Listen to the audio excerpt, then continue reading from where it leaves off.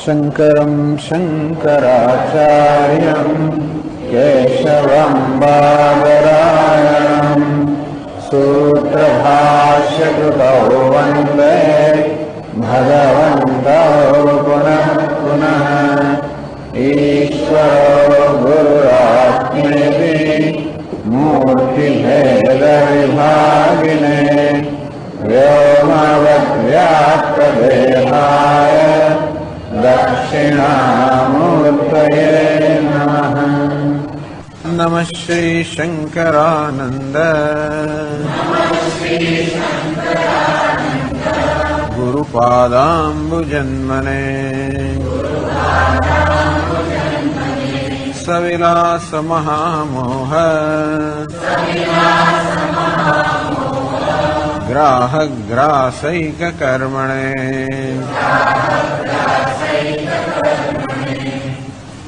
120 श्लोकથી चंचलं हि मनः कृष्ण प्रमाथि बलवदृढम् तस्याहं निग्रहं मन्ये वायोरिव सुदुष्करम् अप्यब्धिपानान् महतः सुमेरून्मूलनादपि अपि वन्यशनात् साधो विषमश्चित्तनिग्रहः कथनादौ न निर्बन्धः शृङ्खलाबद्धदेहवत् किन्त्वनन्तेतिहासाद्यैः विनोदो नाट्यवध्यः चिदेवात्मा जगन्मिथ्येति अत्र पर्यवसानक्तः निदिध्यासनविक्षेपः नेतिहासादिभिर्भवेत् कृषिवाणिज्यसेवादौ काव्यतर्कादिकेषु च विक्षिप्यते प्रवृत्त्याधिः तैस्तत्त्वस्मृत्यसंभवात्। ग्रंथकार ध्यान અને નિધિધ્યાસન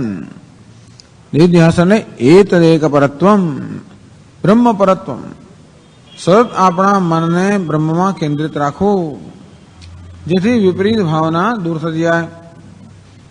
દેહાદિમાં આત્મબુદ્ધિ અને વિપરીત ભાવના અને જગતમાં સત્યત્વ બુદ્ધિના વિપરીત ભાવના.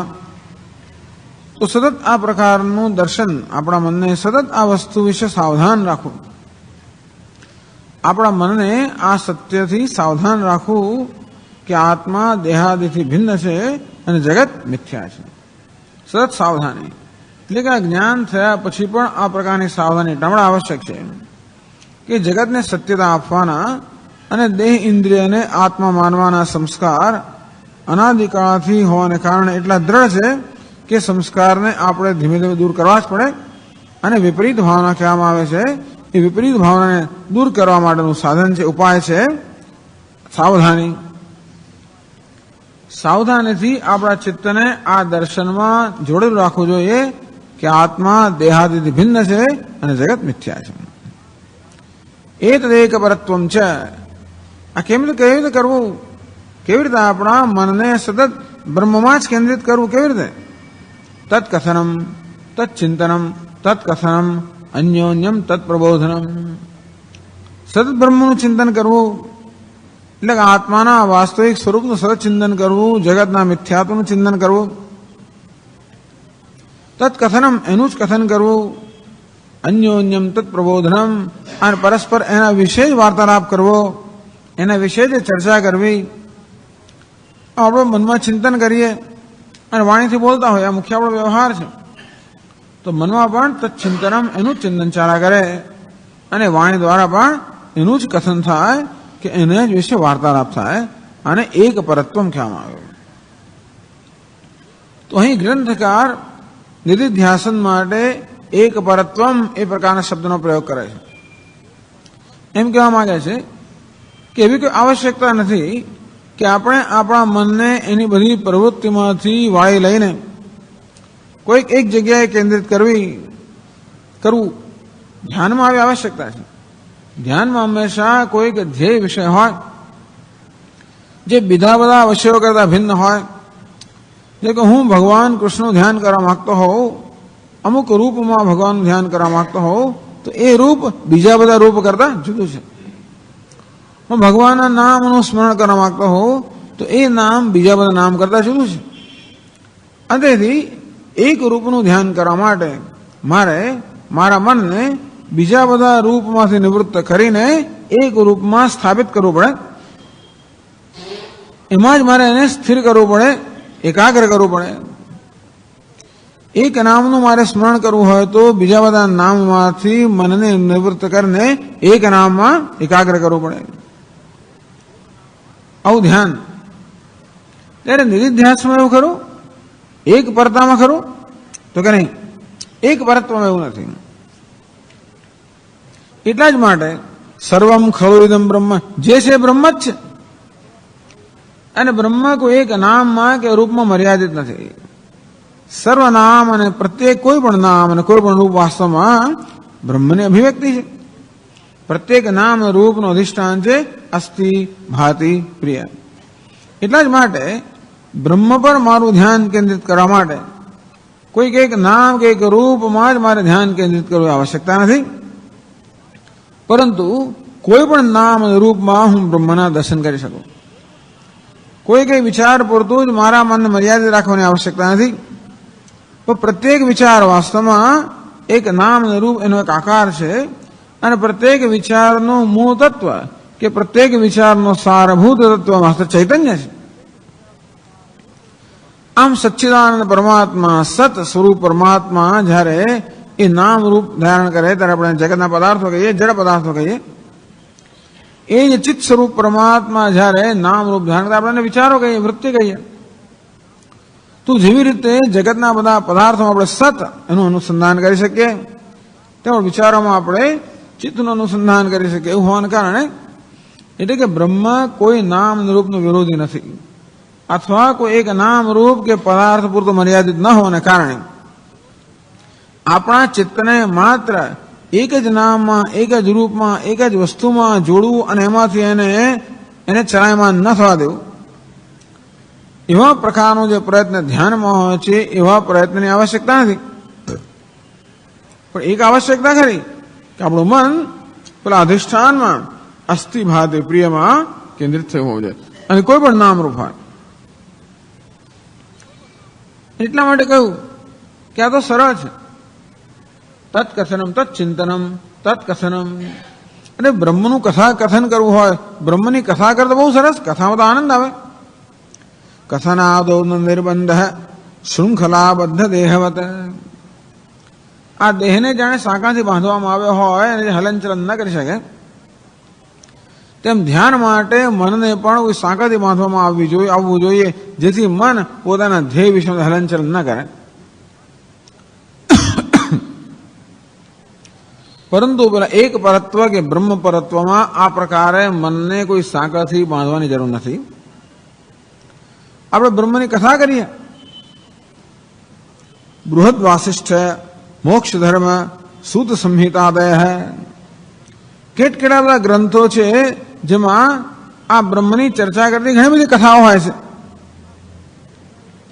આમ આપણા મનને કોઈ પેલા સાંકળથી એ કોઈ એક વસ્તુમાં વિષયમાં બાંધવાની જરૂર નથી, એને કથામાં વિચરણ કરવા દઈએ. કિંતુ અનંત ઇતિહાસાદ્યહી વિનોદ, એને મનને બિચારાને બંધાઈ રહેવું પડે, જકડાઈ રહેવું પડે, એટલું નહીં, ન રહેવું પડે એટલું તો નહીં જ. પરંતુ આ કથામાં મનને વિનોદ પણ થાય.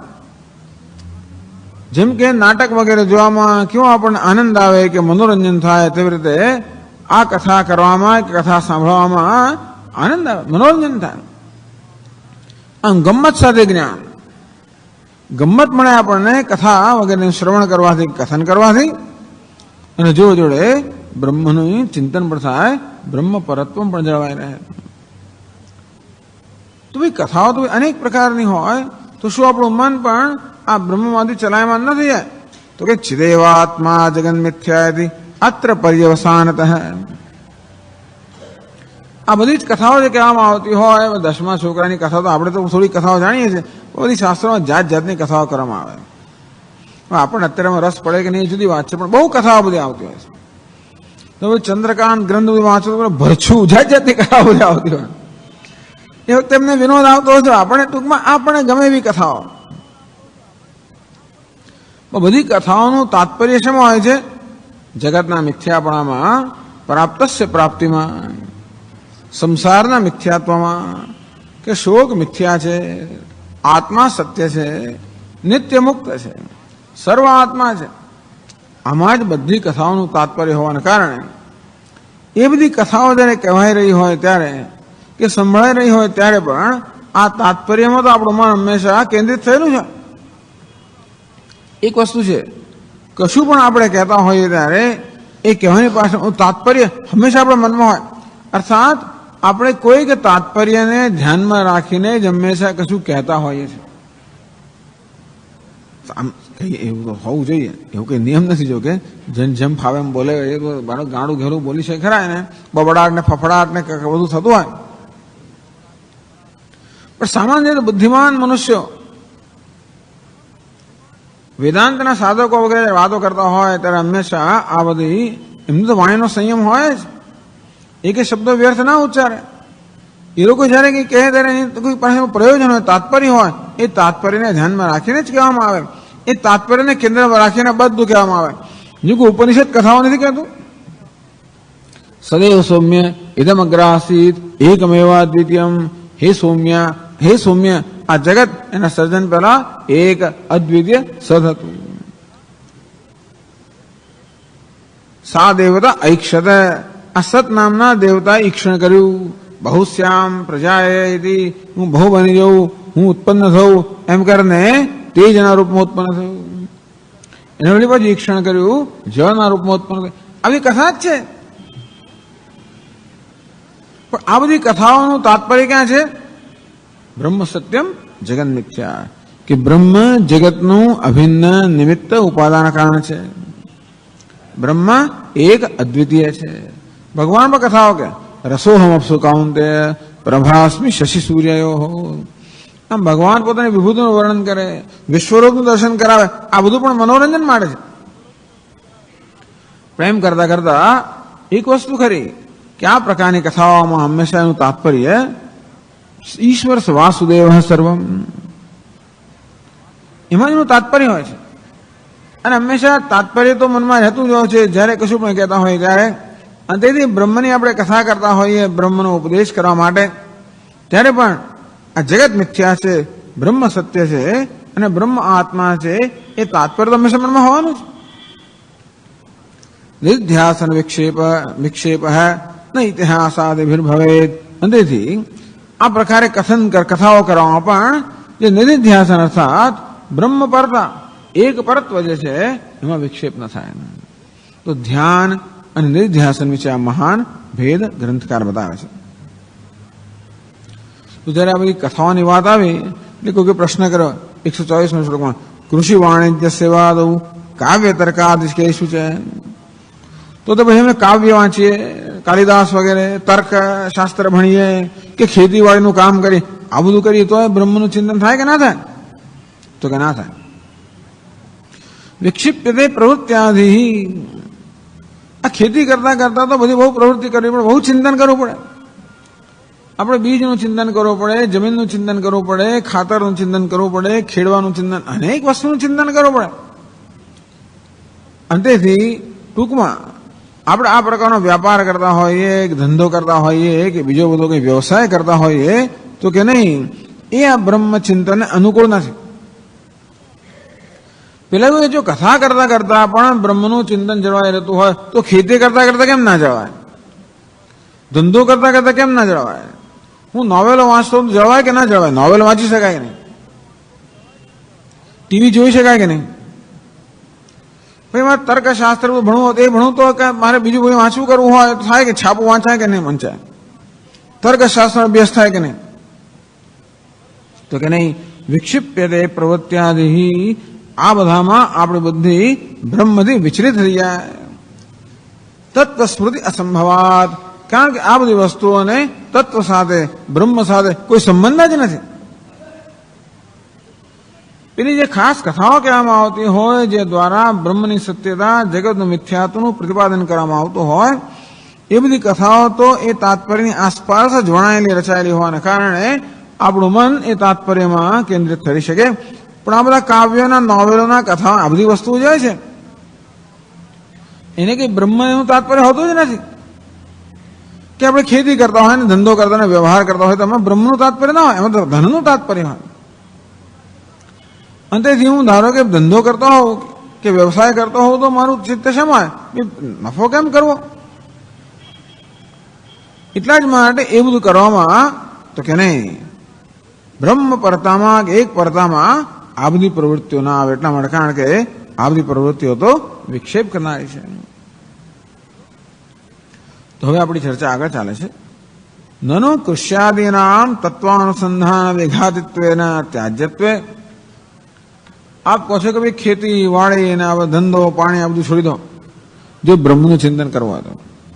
નોવેલો ટીવી આ બધી વસ્તુ છોડી દો.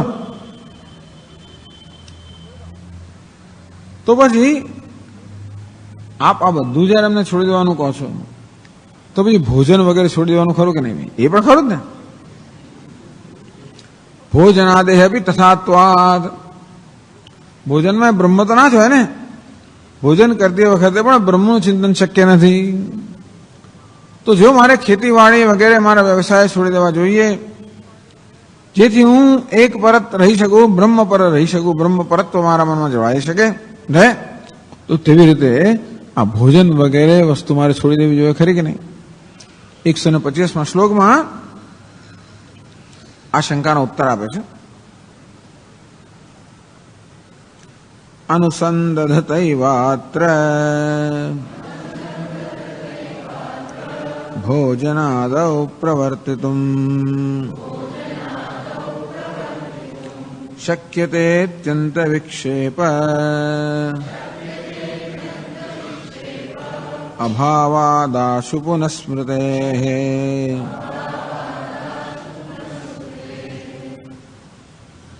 અનુસંદધતા, અનુસંધાન કરનારા વડે, અનુસંદધતા આ બ્રહ્મનું અનુસંધાન કરી રહ્યા છે એના વડે ભોજનાદો પ્રવર્તિતુમ શક્યતે. કે બ્રહ્મનું અનુસંધાન કરનારો જે સાધક કે જિજ્ઞાસુ મુમુક્ષુ છે એના વડે પણ ભોજન વગેરે પ્રવૃત્તિમાં પ્રવૃત્તિ કરવી શક્ય છે.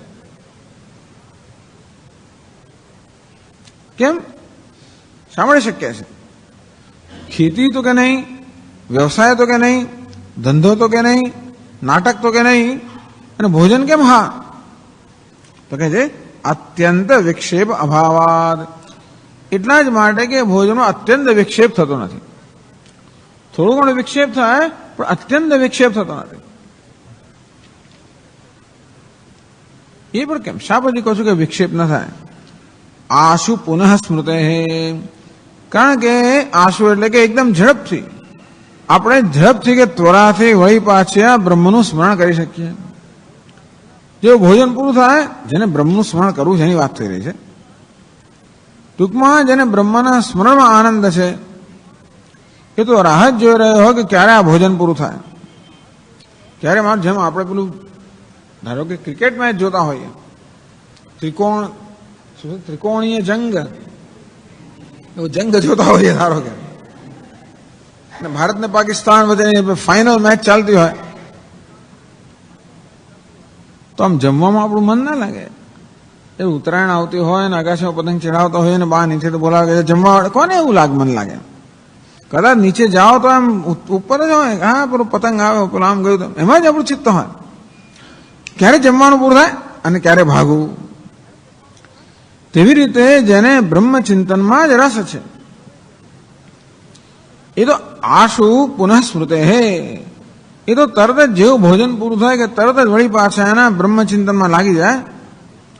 ભોજનની પ્રવૃત્તિ બહુ ટૂંક સમય માટે હોય છે, અલ્પકાળ માટે હોય છે. ખેતી કરવી તો દિવસ રાત કરવી પડે, વ્યવસાય કરવો તો દિવસ, વેપાર કરવો તો કરવું પડે.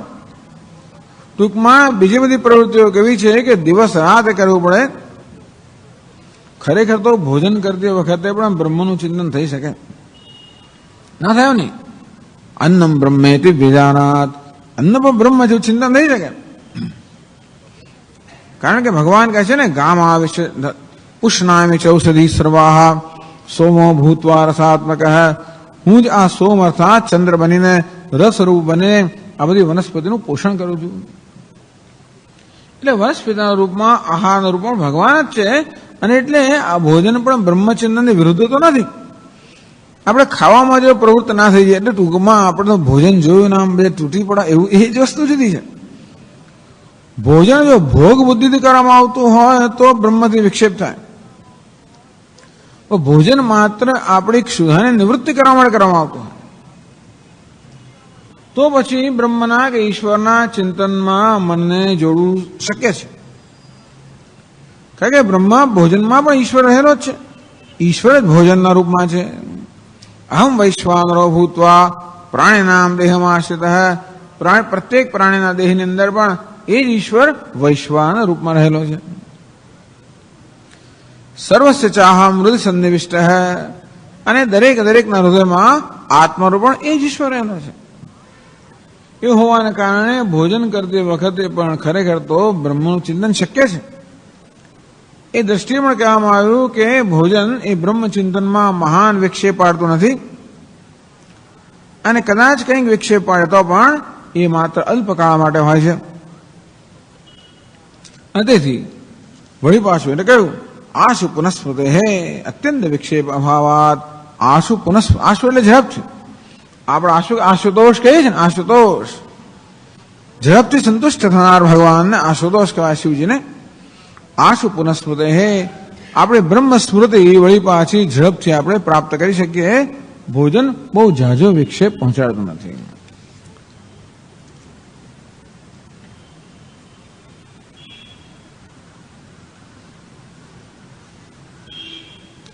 તદાનીમ વિક્ષેપ અભાવે બી તત્વ વિસ્મૃતિ સદભાવાત પુરુષાર્થ હાનિ સ્યાત. હું પૂછે છે પ્રશ્ન કે ચાલો ભાઈ ભોજન વિક્ષેપ ન પહોંચાડે, પરંતુ ભોજન કરતા હોઈએ ત્યારે તો ભજન ના થાય ને. ભોજન કરતા હોઈએ ત્યારે તો બ્રહ્મની વિસ્મૃતિ થઈ જાય ને. અને જો એટલી ક્ષણો બ્રહ્મની વિસ્મૃતિ થઈ જતી હોય તો પછી આપણો જે ધ્યેય છે એ ધ્યેયની અંદર એ ધ્યેયની પ્રાપ્તિમાં વિક્ષેપ તો પડવાનો જ. થોડુંક તો આપણું પતન થવાનું ને. પુરુષાર્થ હાનિ, કારણ કે ભોજન કરતી વખતે એટલો સમય પણ જો બ્રહ્મની કે પરમાત્માની વિસ્મૃતિ થઈ જાય તો પછી મારા ધ્યેયની પ્રાપ્તિમાં એટલી ખલેલ તો પહોંચવાની જ ને. એટલે એનો ઉત્તર 126મા શ્લોકમાં આપે છે.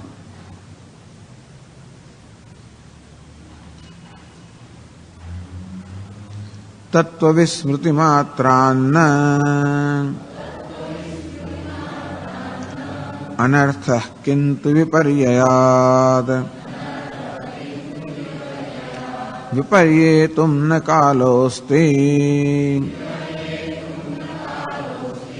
ઝટિતિ સ્મરતઃ ક્વચિત.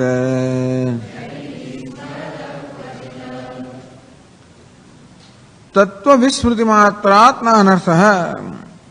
હવે ગ્રંથકાર આપણે બહુ સરસ વસ્તુ, અગત્યની વસ્તુ કહે છે.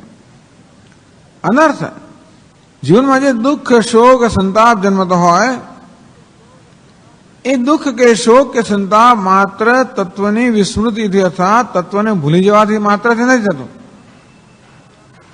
કીધું વિપર્યાત, પરંતુ તત્વ વિશે વિપરીત ભાવના હોય, તત્વ જેવું છે એના કરતા વિરુદ્ધ એને સમજવામાં આવે તો જ એ ખરેખર દુઃખ કે અનર્થ ઉત્પન્ન કરે છે. તત્વને માત્ર ભૂલી જ જવામાં આવે તો અનર્થ થતો નથી. જેમ કે સુષુપ્તિ અર્થાત ગાઢ નિદ્રામાં આપણે તત્વને ભૂલી જ ગયા હોઈએ છીએ. મત્ત સ્મૃતિ જ્ઞાન અપોહનં છે. અપોહનમ અર્થાત સંપૂર્ણ વિસ્મૃતિ. તો સુષુપ્તિ અવસ્થા કેવી છે? જેમાં સંપૂર્ણ વિસ્મૃતિ છે, અને ત્યારે પણ તત્વની વિસ્મૃતિ છે જ. ગ્રંથકાર કહે છે કે સુષુપ્તિમાં તત્વની વિસ્મૃતિ હોવા છતાં પણ કોઈ અનર્થ નથી, ત્યાં કોઈ દુઃખ નથી. એટલે માત્ર તત્વની વિસ્મૃતિ કે બ્રહ્મની વિસ્મૃતિ કે ઈશ્વરની વિસ્મૃતિથી જીવનમાં મહાન નુકસાન થતું નથી. કદાચ જે ફાયદો થતો હોવાનો હોય ફાયદો એટલા પૂરતો અટકી જાય તો કોઈ નુકસાન થતું નથી. તો નુકસાન છે ને, કિંતુ વિપર્યાદ બ્રહ્મ જેવું છે તેના કરતા વિપરીત એને સમજવામાં આવે તો જ નુકસાન થાય. જેમ સુષુપ્તિમાં આપણને આત્માની જરા પણ સ્મૃતિ ન હોય તો કંઈ બગડી નુકસાન નથી થતું, પરંતુ જેવા જાગૃત થઈએ એટલે આપોઆપ જ આત્મા વિશે અનેક પ્રકારના ભ્રમ આપણા મન પર સવાર થઈ જાય. હું દેહને મન બુદ્ધિને આત્મા માનવા માંડું અને દેહ પ્રમાણે વર્તવા માંડું, બુદ્ધિ પ્રમાણે વર્તવા, બુદ્ધિ છું એમ વર્તવા માંડું, મન છું એમ વર્તવા માંડું, લાગણી છું એમ વર્તવા માંડું તો અનર્થ થાય. કારણ કે એ મારા સ્વભાવથી વિરુદ્ધ છે. અને એથી વાસ્તવમાં મારા પર એક અધ્યારોપ થઈ રહ્યો છે, આરોપ થઈ રહ્યો છે. સુષુપ્તિ અર્થાત તત્વની માત્ર વિસ્મૃતિ તો કોઈ અધ્યારોપ નથી. હું મારી જાતને કે ઈશ્વરને કે જગતને માત્ર જાણતો નથી એટલું જ છે, પરંતુ એમના પર કોઈ આરોપ નથી કરતો. ત્યારે જાગ્રત અવસ્થામાં તો હું મારી જાતને જાણતો નથી એટલું જ નહીં, પરંતુ કર્તૃત્વ ભોક્તૃત્વ અનેક પ્રકારનો આરોપ કરું છું. એમાંથી અનર્થ જન્મે છે, એમાંથી શોક જન્મે છે, એમાંથી દુઃખ જન્મે છે. તત્વ વિસ્મૃતિ માત્ર આત્મા અનર્થ હૈ. માત્ર તત્વની વિસ્મૃતિ થાય એટલે એના એટલા માત્રથી કે અનર્થ થતો નથી, સંતાપ કે દુઃખ થતું નથી, શોક જન્મતો નથી, સંસાર વધારે વળી પાછો સંસારનો ફેલાવો થતો નથી. કિંતુ વિપર્યાદ પરંતુ વિપરીત બુદ્ધિ હોય અર્થાત દેહ ઇન્દ્રિયના રૂપી સંઘાતમાં આત્મબુદ્ધિ હોય, જગતમાં સત્યત્વ બુદ્ધિ હોય, એને વિપર્યાય કહેવામાં આવે છે, વિપરીત બુદ્ધિ. તો એનાથી બધો અનર્થ થાય. કારણ કે હું જગતને સત્ય માનું એટલે જગતમાં જે સુખ દેખાય તેને પણ સત્ય માનું. હવે એ સુખ મેળવવાનો પ્રયત્ન કરો, એમાંથી મને નિરાશા સાંભળે. આ રીતે જગતને સત્ય માનવાના કારણે દુઃખ જન્મે. આત્માને મર્ત્ય માની લો એટલે શું દુઃખ જ જન્મે ને. જે કોઈ ક્ષણે મને એવું હોય કે હું મૃત્યુને અધીન છું, એ ક્ષણમાં દુઃખ હોવાનો છે, ભય હોવાનો છે. આમ દેહની અંદર અહમ ભાવને કારણે તો કે દેહના ધર્મનો આત્મા પર અધ્યારોપ કરવો જેને વિપરીત ભાવના કરવો એ દુઃખ ઉત્પન્ન કરનારી છે. જગત જે વાસ્તવમાં મિથ્યા છે અને સત્ય માનવું એ દુઃખ ઉત્પન્ન કરનાર છે. અર્થાત આપણા જીવનમાં જે કે દુઃખ કે શોક હોય છે એ બ્રહ્મને માત્ર ન જાણવાને કારણે નથી, પરંતુ બ્રહ્મને વિપરીત રીતે જાણવાને કારણે છે. એને ભ્રમ પણ કહેવામાં આવે છે. આપણે બગીચામાં ચાલતા હોઈએ ને ત્યાં ગાઢ અંધકાર હોય અને આપણને પેલું દોરડું જરા પણ ન દેખાય તો કઈ અનર્થ થતો નથી, પરંતુ મંદ અંધકારમાં દોરડાને પેલા સાપ દેખાય એનું નામ છે વિપરીત બુદ્ધિ કે વિપર્યાય, એમાંથી અનર્થ થતો હોય છે. તેમ આત્માને જરા પણ ન જાણતા હોય, આત્મા વિશે પૂરેપૂરી વિસ્મૃતિ હોય તો આપણને કોઈ દુઃખ નથી. પણ જાગ્રત ને સ્વપ્નમાં આત્મા વિશે વિપરીત જ્ઞાન છે. આત્માને મર્ત્ય માનવામાં આવે છે, આત્માને અજ્ઞાની માનવામાં આવે છે, આત્માને દુઃખી માનવામાં આવે છે. એ બધા દુઃખનું કારણ છે.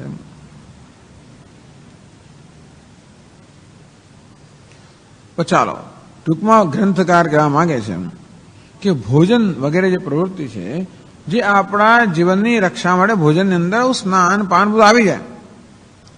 ટૂંકમાં આપણા જીવનને ટકાવી રાખવા માટે આ શરીરની યાત્રા માટે જે કંઈ ઓછામાં ઓછી પ્રવૃત્તિની આવશ્યકતા છે એ પ્રવૃત્તિ બહુ ટૂંક સમય માટે હોય.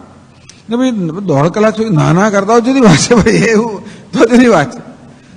ગ્રંથકાર આવી બધી ખબર ના હોય, બાથરૂમમાં 1.5 કલાક બહાર જ ના નીકળે. જવા બેઠા પછી પોણા કલાક સુધી ઉઠે જ નહીં, તો એમને જરા જુદું કહેવાનું હોય કદાચ. કપડાં પહેલે વાળ આમ ટીપટાપ કર્યા જ કરે. અત્યારે આજકાલના છોકરા પણ એવું કરે છે. મને એમ કે છોકરીઓ જ આવું કરે. એના છોકરા વિશે મને ખબર હતું, અમેરિકામાં હું જોઉં છું, આપણા છોકરાઓ પેલો માણસ બાથરૂમમાં 20-25 મિનિટ શું કરે, તો કે વાળ શું કરતા, વાળ તો શાહુડ જેવા રાખે પાછું. વાળ શાહુડ જેવા, અરે આમાં કરવાનું શું, ગમે તે કરતો કંઈ થાય નહીં, તો 25 મિનિટ કોઈ કર્યા જ કરે, શું કર્યા કરે ભગવાન જાણે. વાળ આમ તો શાહુડ જેવા કરે પાછો એને, બસ એની હેરસ્ટાઈલ. છોકરાઓને પણ આવો કોમ્પ્લેક્સ. તો માત્ર તત્વની વિસ્મૃતિની પણ વિપરીત ભાવના પણ છે, કારણ કે ત્યાં દેહને આત્મા માનવામાં આવે છે.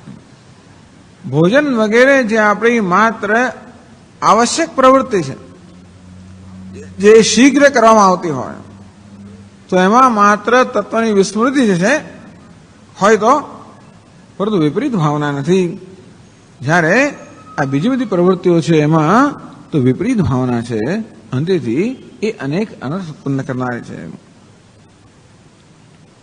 પણ ભોજન કરતી વખતે આપણે તત્વનું વિસ્મરણ થઈ જાય તો પછી વિપરીત ભાવના ઉત્પન્ન થાય કે નહીં? આ નિયમ છે કે વિપરીત ભાવના કે વિક્ષેપ હંમેશા આવરણમાંથી જન્મતો હોય. આવરણ અર્થાત વસ્તુને ન જાણવી, અને વિક્ષેપ એટલે વસ્તુને વિપરીત રીતે જાણવી. તો આપ કહો છો કે ભોજન વગેરે પ્રવૃત્તિમાં આત્માનું વિસ્મરણ થઈ જાય, કે બ્રહ્મનું વિસ્મરણ થઈ જાય, કે ભોજનમાં આપણું ધ્યાન હોય, તો તે વખતે પછી પેલા વિસ્મરણમાંથી કે આવરણમાંથી વિપરીત ભાવના જન્મે કે ના જન્મે? એટલે બીજી પંક્તિમાં ગ્રંથકાર કહે છે, વિપર્યેતુમ ન કાલોસ્તિ જટ ઇતિ સ્મરતઃ ક્વચિત. અરે ઝટ ભોજન કરે લે. જટ શબ્દ છે સંસ્કૃતમાં, ઝડપથી. એ બધું કામ ઝડપથી પતાવ. કારણ કે જે રીતે ઉત્તરાયણને દિવસે માણસો એ માણસ પણ પેલો માણસ 25 મિનિટ ત્યારે માથું ના વળે, માથું કદાચ વળે જ નહીં, આમ કરી લે. એ ત્યારે નાતો હોય ટૂંકમાં એની ઝડપ ત્યારે જોવા જોઈએ છે. ખાવામાં એની ઝડપ, ને નાવામાં ઝડપ, બધામાં ઝડપ જોવા જોઈએ છે. એટલા જ માટે કે એને બીજી વસ્તુમાં રસ છે. તેવી રીતે આપણે જે સાધકની વાત કરીએ પણ કેવો છે, એને બ્રહ્મચિંતનમાં રસ છે. એટલા જ માટે આ આવશ્યક પ્રવૃત્તિઓમાં પણ જરૂર હોય એના કરતા વધારે કોઈ સમય ના જ કાઢે. વિપરીતુમ ન કાલોસ્તિ. અને તેથી વિપરીત ભાવનાનું સેવન અર્થાત તત્વની વિસ્મૃતિ એટલી બધી થઈ જાય, અને છેવટે વિપરીત ભાવના એટલે દેહાદી વગર આત્મા માનવામાં આવે, એ પ્રકારની વિપરીત ભાવના ઉત્પન્ન થવા માટે ત્યાં સમય નથી. કેમ? જડ ઇતિ સ્મરતઃ. જટ વળી પાછો તરત પેલો પતંગ જ કરતો હોય. અને ખરેખર તો નાતો હોય ત્યારે પતંગનું ચિંતન ચાલે, ને ખાતો હોય ત્યારે પતંગનું ચાલે. તેવી રીતે એવું નથી કે નાવા અને ખાવાની વખતે ઈશ્વરનું ચિંતન ના ચાલે. પણ કદાચ કોઈ માને કે ચાલો ભાઈ ભોજન કરતી વખતે આપણે ભોજનમાં ધ્યાન આપીએ, તે વખતે ભગવાનનું ચિંતન ના થતું હોય, કે સ્નાન કરતી વખતે એમાં ધ્યાન આપીએ અને ભગવાનનું ચિંતન ના, તો પણ એ બધી પ્રવૃત્તિઓ અત્યંત આવશ્યક છે, ને જોડે અત્યંત અલ્પકાલીન હોવાને કારણે ત્યાં વિપરીત ભાવના થવા માટે બહુ અવકાશ નથી. જડથી સ્મરતા ક્વચિત વિપર્યેતુમ ન કાલોસ્તિ. અંતેથી એને આ પ્રકારે વિપરીત બુદ્ધિ થવામાં, એટલે કે વળી પાછા ભ્રમમાં સરકી પડવામાં, વળી પાછી પોતાની સ્વાભાવિક રીતે સરકી પડવાનો સમય નથી. નહીં તો માણસ સરકી પડે. ઘણી વાર આપણે જોઈએ ને, માણસ આમ બેઠો હોય ને આમ જોયા જ કે આપણે આપણી સામે બેઠો પણ આપણી સામે જોતો નથી, કે બીજા વિચારમાં માણસ ચડી જાય. ઘણી વાર થતું હોય છે, વિચારમાં ચડી જાય, સરકી પડે. તેવી રીતે આપણા મનનો સ્વભાવ છે કે એની આ વિચારની ચેનલમાં, વિચારના ચીલામાં સરકી પડે. પરંતુ એવું સરકવાનો સમય મળતો જ નથી હોતો. અને તેથી આ ભોજન વગેરે પ્રવૃત્તિની ચિંતા ના કરવી, એમાંથી કંઈ નુકસાન થતું નથી. કદાચ એટલો સમય પૂરતો જો બ્રહ્મચિંતન કર્યું હોત તો જે લાભ મળ્યો હોત એ ના મળે. પરંતુ આનાથી કોઈ નુકસાન નથી. તત્વના વિસ્મરણથી નુકસાન નથી. નનુ ભોજનાદિષુ પ્રવૃત્તસ્યૈવ તર્કાદિ અભ્યાસ પ્રવૃત્તસ્યાપી તત્વસ્મરણમ કિમ ન સ્યાત. ચાલો આપ કહો છો કે ભોજન, સ્નાન, પાન વગેરેમાં પ્રવૃત્તિ કરીએ આપણે, અને તે વખતે માત્ર તત્વનું વિસ્મરણ થાય છે, વિપરીત ભાવના જન્મતી નથી. કારણ કે વિપરીત ભાવનાને જન્મવા માટેની પૂરતી તક નથી. તો તેવી રીતે હું તર્કનો અભ્યાસ કરતો હોઉં. આ તર્ક એ ખાલી દ્રષ્ટાંત છે. ટૂંકમાં આવી લૌકિક વસ્તુ કરતો હોઉં. તર્ક એટલે શું? ટૂંકમાં તર્ક એટલે શાસ્ત્રથી જુદું. અને એ તર્ક એટલે આ વ્યવહાર. તર્ક એટલે હંમેશા વ્યવહારને સમજવાનો પ્રયત્ન કરવાનો. હું તર્કશાસ્ત્ર વગેરેનો અભ્યાસ કરતો હોઉં, જે બ્રહ્મશાસ્ત્ર નથી પણ બીજું કંઈ હોય, બીજો મને શોખ થઈ જાય. ધારો કે ફ્રેન્ચ ભાષા શીખવાનો શોખ થઈ જાય, ધારો કે મને સંગીત શીખવાનો શોખ થઈ જાય, ધારો કે આવા બધા મને શોખ થઈ જાય જે સીધે સીધા બ્રહ્મ સાથે સંકળાયેલા ન હોય. તો પણ ભોજનની જેમ તે વખતે પણ હું તત્વ ભૂલી જાઉં, પણ તેમાં પણ પેલી વિપરીત ભાવના ન જન્મે એવું ના બને. હું ખેતી કરતા હોઉં ત્યારે મને બ્રહ્મ કે ઈશ્વર યાદ ન હોય, પણ વિપરીત ભાવના ન જન્મે એવું ના હોય. હું ધંધો કરતો હોઉં, વેપાર કરતો હોઉં, બધું કરતો હોઉં ત્યારે પણ કદાચ હું બ્રહ્મને ભૂલી જવું બને, પરંતુ વિપરીત ભાવના ન જન્મે એવું ના બને. જેમ ભોજનમાં પહોંચો તેવી રીતે આપણે ઈશ્વરને એ વખતે ભૂલી જતા હોઈએ છીએ, પરંતુ વિપરીત ભાવના જન્મવાની ત્યાં તક નથી આવતી. તેવી રીતે બીજી બધી આવી પ્રવૃત્તિ કરવું શું ખોટું છે? બહુ તો હું તત્વને ભૂલી જવું અને તેથી મને એનાથી લાભ ના મળે, પરંતુ વિપરીત બુદ્ધિ ન જમે એવું ના બને. તો 127 શ્લોકમાં એનો ઉત્તર આપે છે. તત્વસ્મૃતેરવસરો નાસ્તિ અન્યાભ્યાસશાલિનઃ પ્રત્યુતાભ્યાસઘાતિત્વાદ બલાत् તત્વમુપેક્ષ્યતે.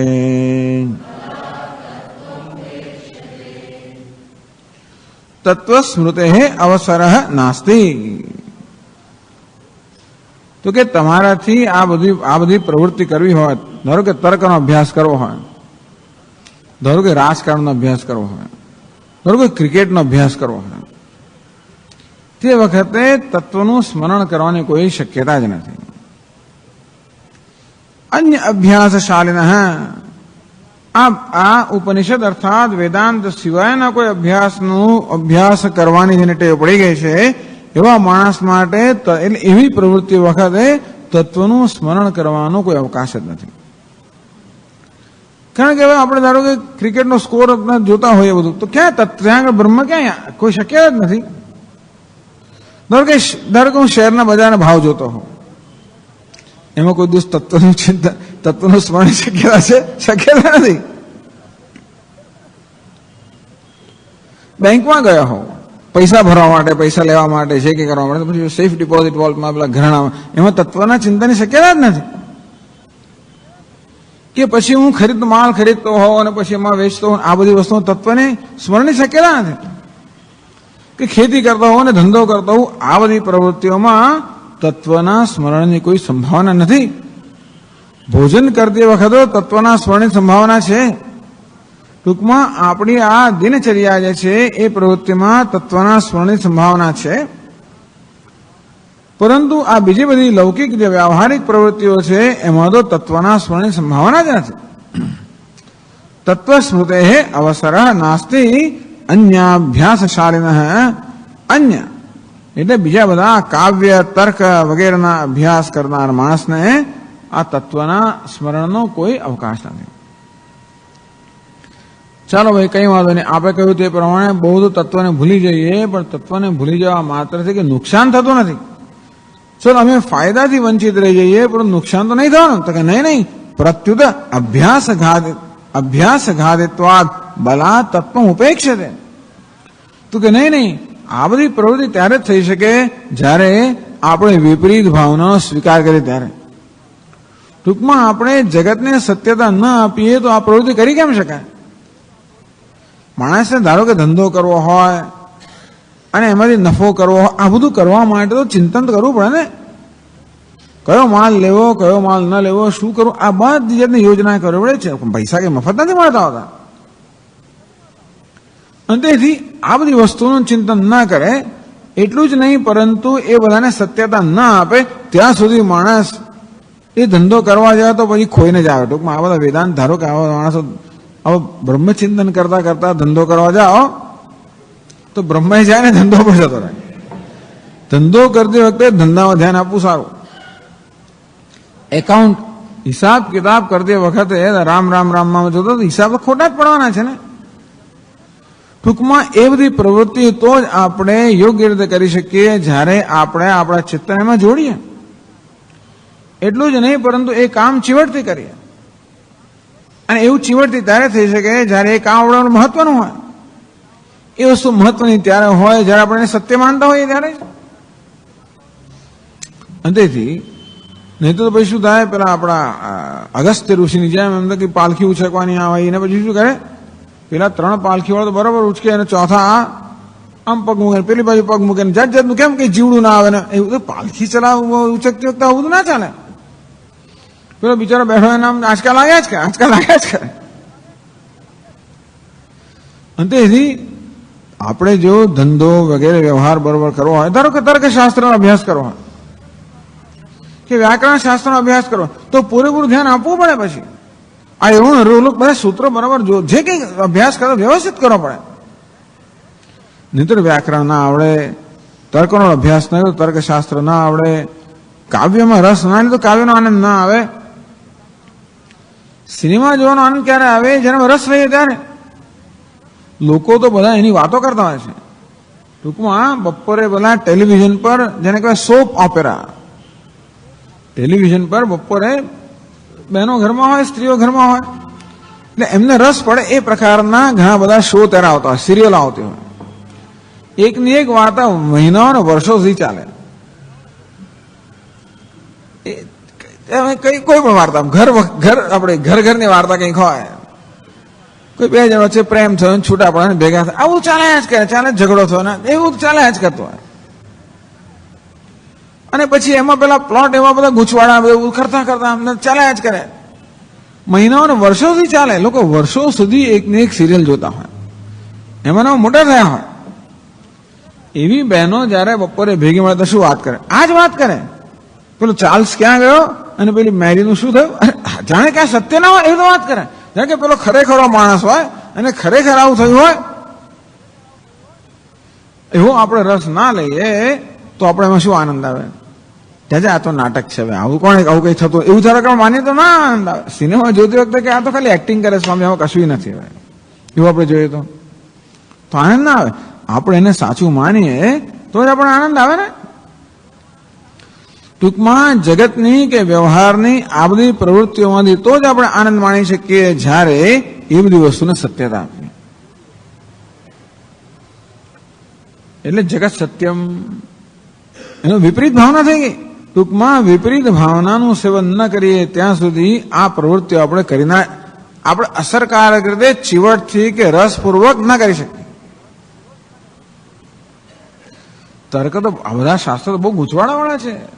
વ્યાકરણ શાસ્ત્ર હોય, તર્કશાસ્ત્ર હોય, અર્થશાસ્ત્ર બહુ ગૂંચવાડાવાળા છે. દરેક શાસ્ત્ર છે ને, ઇલેક્ટ્રિકલ એન્જિનિયરિંગ હોય કે મિકેનિકલ એન્જિનિયરિંગ કે પછી એકાઉન્ટિંગ હોય કે કશું પણ હોય, એની બધી નીટી ગ્રીટી. પછી તેમાં બહુ ઝીણું કાંતવાનું હોય છે બધું. અને આપણે એ વસ્તુમાં રસ ના લઈએ અને એને મહત્વ ના આપીએ અને એને સત્યતા ના આપીએ તો આપણે એ વસ્તુ બરોબર કરી ના શકીએ. એટલે કે પ્રત્યુત અભ્યાસ ઘાતિત્વાત.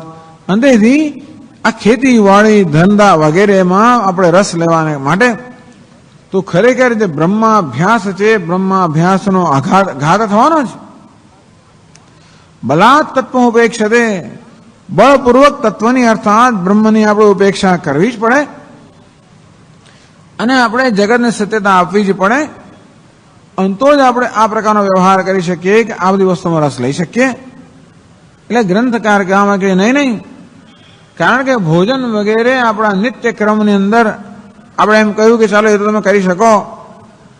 અનુસંધાનતા બ્રહ્મનું અનુસંધાન કરનાર આ બધું થઈ શકે એવું કહ્યું. એનો અર્થ નહીં કે ખેતીવાડી બધું થઈ શકે, કારણ કે આ રોજબરોજની આવશ્યક પ્રવૃત્તિમાં તો બ્રહ્મનું સ્મરણ રહી શકે અને કદાચ વિસ્મરણ થાય તો પણ વિપરીત ભાવનાને ઉત્પન્ન થવા માટેની ખાસ અવકાશ નથી હોતો. જ્યારે આ બધી વ્યવહારિક પ્રવૃત્તિમાં તો આપણે બ્રહ્મને ભૂલી જ જવું પડે, વ્યવહારને સત્યતા આપવી જ પડે. અને તો જ થાય. સ્વામીજી, હું ધારો કે હું નિશાળમાં નોકરી કરતી હોઉં શિક્ષિકા હો કે શિક્ષક હો, અને પેલા બુઆમાં તો છોકરા બુઆ પાડવી જ પડે, બે ચાર ઢોલ લગાવી જ થાય જ નહીં, તો કેવી રીતે કામ થાય? માથું ખાઈ જાય સ્વામીજી જો બૂમો ના પાડીએ તો, જો ગુસ્સો ના કરીએ તો, જો એકાદ ઢોલ ના લગાવી દઈએ તો કરવું જ પડે, નહીં તો કામ ના થાય. નહીં તો ભાઈ રામ રામ ત્યાં આગળ કરી દો, છોકરાઓ જાણે કે આ સાહેબ તો બરોબર છે, એટલે પછી તો આપણે ચોટલી જ ખેંચે, આપણે બધું જ કરે.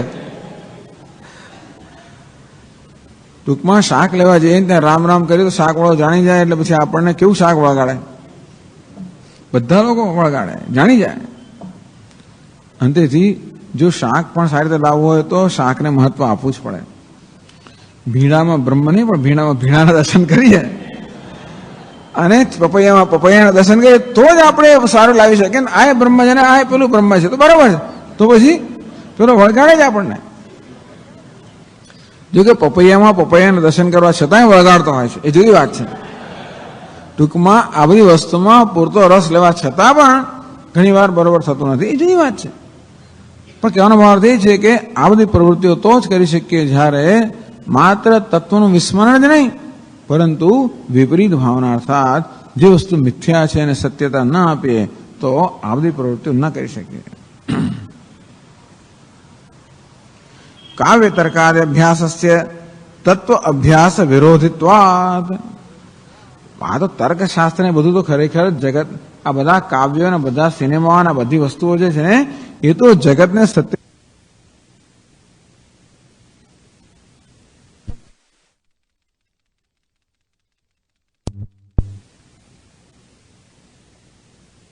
આવાના પણ માણી શકીએ.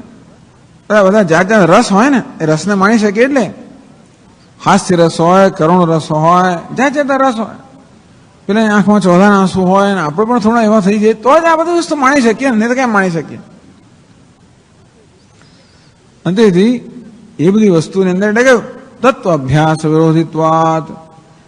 ટૂંકમાં જગતને સત્યતા ન આપીએ તો આ નાટક થઈ પણ ના શકે, સિનેમા થઈ પણ ના શકે, તર્કશાસ્ત્રનો અભ્યાસ વગર થઈ જ ના શકે. કે બધી વસ્તુઓ જગતને સત્યતા આપીને જ રચાયેલી છે, ને તર્ક નામની વસ્તુ જ ના હોય. વેદાંત શાસ્ત્ર બધું અનિર્વચનીય છે, પતી ગયું. ક્યાં તર્ક રહ્યો? જગત મિથ્યા છે, વળી રડવાનું ક્યાં રહ્યું? ગતાસુન અગતાસુમ નાનું શોજંદી પંડિતા. આ પંડિત લોકો, બ્રહ્મજ્ઞાની લોકો તો ક્યારે શોક કરતા જ નથી. મરેલાઓનો કે જીવતાનો કોઈ શોક નથી કરતા. તો ત્યાં તો શોક ના કરે તો સિનેમા જોવાય કેવી રીતે? જે શોક ના કરે તો હર્ષ પણ ના હોય. તો હર્ષ અને શોક જો ના હોય તો હર્ષ અને એ વગર સિનેમા જોવાય કેવી રીતે? કઈ પ્રવૃત્તિ કેમ થાય? અંતેથી હર્ષ અને શોક માણવા તો આપણે ત્યાં જતા હોઈએ છીએ ને. એટલે કહ્યું તત્વાભ્યાસ વિરોધિત્વાત. આ બ્રહ્મ તત્વ એટલે તત્વના અભ્યાસને, બ્રહ્મના અભ્યાસને વિરોધી હોવાના કારણે તદાનીમ સ્મૃતમ તત્વમ બલાદ અપેક્ષતે. કદાચ આપણે બ્રહ્મ યાદ પણ આવે, પેલું રોજની ટેવ પડીએ ને, સોહમ સોહમ સોહમ અહમ બ્રહ્માસ્મિ શ્રીરામ જયરામ એવું કરતા સિનેમા જોતા પણ યાદ આવે કદાચ. બંને કહ્યું હમણાં નહીં થતા, મજા નહીં આવે, છોડી દે. ટૂંકમાં ભલા તત્વ ઉપેક્ષતે. આપણે પ્રયત્નપૂર્વક પેલા તત્વની કે બ્રહ્મની ઉપેક્ષા કરવી પડે અને તો જ આમાં રસ લઈ શકીએ. વેદાંતના વિદ્યાર્થીઓ થતું હોય છે. આપણે કે થોડું તર્કશાસ્ત્રમાં ભણી ના આવો, કારણ કે વેદાંતના અધ્યયનમાં પછી ધીમે આ બધા તર્કની જરૂર પડતી હોય છે. પેલા બિચારે તર્ક ભણવાને રસ કેમ પડે? સ્વામી આ તો બધું જો ને આત્મા અનેક છે એવું કહે છે. આ તો આત્માને કરતા ભોગતા માને છે, અને તો જ બીજું તર્ક શક્ય છે. ટૂંકમાં વ્યવહારને સત્યતા આપીએ તો, જગતને સત્યતા આપીએ તો જ તર્ક નામની વસ્તુ શક્ય છે. એટલે વેદાંતના વિદ્યાર્થીઓને આ બધી વસ્તુ ભણવામાં મુશ્કેલી પડતી હોય છે. પરંતુ એમાં તો આનંદ લઈ શકીએ જ્યારે જગતને આપણે સત્યતા આપીએ. એટલે ગ્રંથકારે કહે છે કે નહીં, આ બધી પ્રવૃત્તિઓ તો બ્રહ્માભ્યાસની વિરોધી છે. અને એટલે જ શાસ્ત્રમાં કહ્યું છે કે બીજી બધી પ્રવૃત્તિઓ છોડી દેવી જોઈએ. તત્વ અનુસંધાન વિરોધી વાગ વ્યવહારસ્ય ત્યાજ્યત્વે. તત્વના અનુસંધાનને વિરોધી જે કે વ્યવહાર હોય, વાણીનો વ્યવહાર હોય કે જે કે વ્યવહાર હોય એનો ત્યાગ કરવો જોઈએ. પ્રમાણત્વેન તમે વૈકમ જાનથ આત્માનમ અન્યવાચો વિમુંચત અમૃતશેષ સેતુ. મુંડકોપનિષદનું વાક્ય છે. તમે એકમ જાનથ આત્માનમ. ગુરુ શિષ્યોને કહે, હે શિષ્યો, તમે એક આત્માને જ એકમાત્ર જાણો. અન્ય વાચો વિમુંચત, બીજા બધા પ્રકારની વાણીનો ત્યાગ કરો, બીજા બધા પ્રકારની પ્રવૃત્તિનો ત્યાગ કરો. અમૃત એશ સેતુ, કારણ કે આત્મા અને તેથી આત્માનું જ્ઞાન અમૃતત્વનો સેતુ છે, અમૃતત્વનું સાધન છે.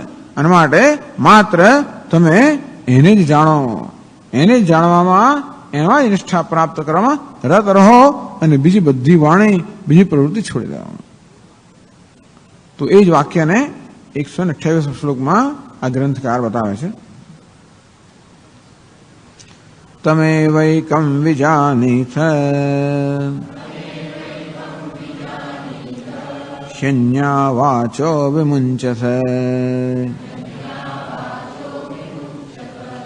ઇતિ શ્રુતમ તથાન્યત્ર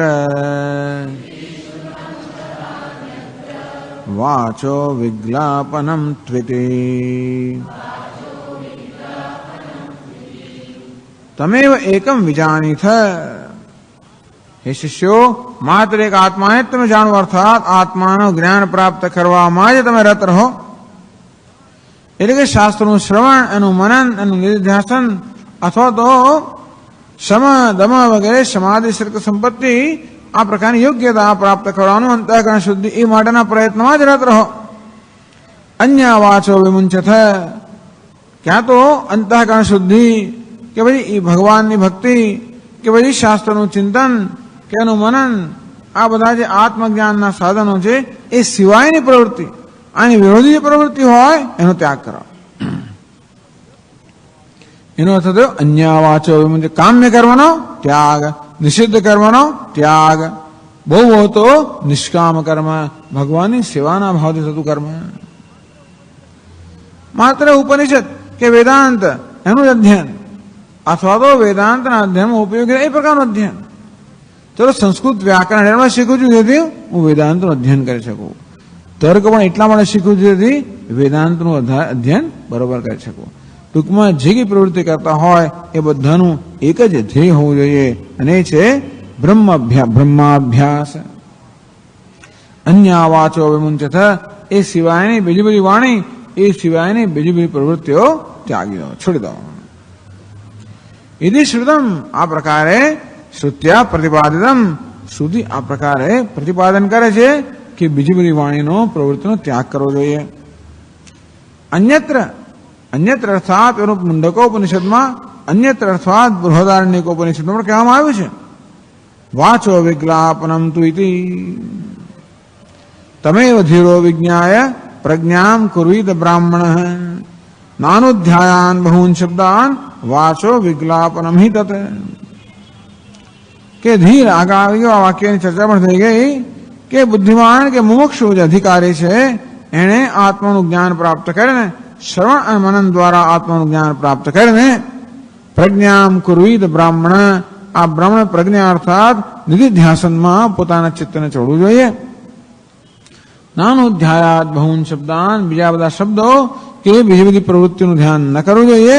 વાચો વિજ્ઞાપનમ હિ તત, કારણ કે એ તો આપણી વાણીને અને મનને શ્રમ આપનારું છે, અને માટે એ બધું છોડવું જોઈએ. ટૂંકમાં ગ્રંથકાર કહે છે તો કે આટલા શ્લોકમાં પોતે જે યુક્તિથી બતાવ્યું કે કેવી રીતે જિજ્ઞાસુએ કે સાધકે બ્રહ્માભ્યાસ સિવાયની બીજી પ્રવૃત્તિ છોડી દેવી જોઈએ, અથવા બ્રહ્માભ્યાસ માટે આવશ્યક પ્રવૃત્તિ કરવી જોઈએ.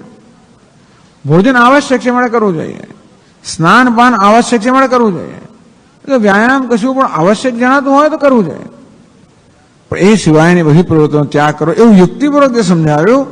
એના સમર્થનમાં આ 128માં શ્લોકમાં શ્રુતિના પણ 2 વાક્યો ટાંકવામાં આવ્યા કે શાસ્ત્ર પણ આ પ્રમાણે જ કહે છે. ઓમ પૂર્ણમદ પૂર્ણમિદમ પૂર્ણાત પૂર્ણમુદચ્યતે પૂર્ણસ્ય પૂર્ણમાદાય પૂર્ણમેવાવશિષ્યતે. ઓમ શાંતિ શાંતિ શાંતિ. શંકરમ શંકરાચાર્યમ કેશવમ વાદરાયણમ સૂત્રભાષ્યકૃતૌ વંદે ભગવन्तૌ પુનઃ पुनः ईश्वरो गुरुरात्मेति मूर्तिभेदविभागिने व्योमवद्व्याप्तदेहाय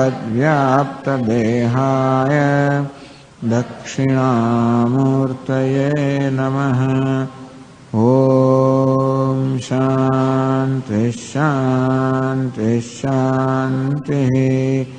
हरिः ॐ श्रीगुरुभ्यो नमः।